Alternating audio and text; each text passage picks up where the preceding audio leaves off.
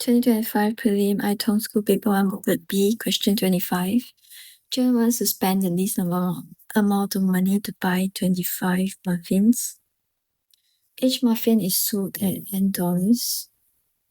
How much will she pay for the muffins? Express your answer in terms of N. Now, each muffin costs $10. Each set of 2 will get you 1 free muffin. So let's consider this as one set. Alright, this is one set, and there are 3 muffins in each set. And how much is it for each set? You have to pay for 2 muffins, so there's 2N. Alright, so to find the number of sets, let's take the total muffins needed, 25 over 3 in each set. It's 24, remainder 1.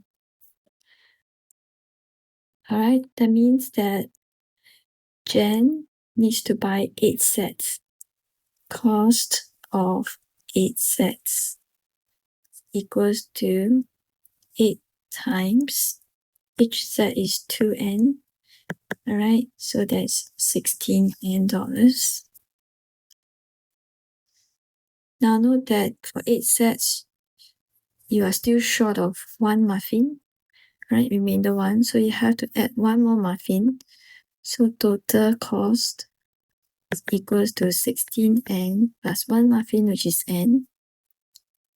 Alright, so that would give us 17N altogether. 17N.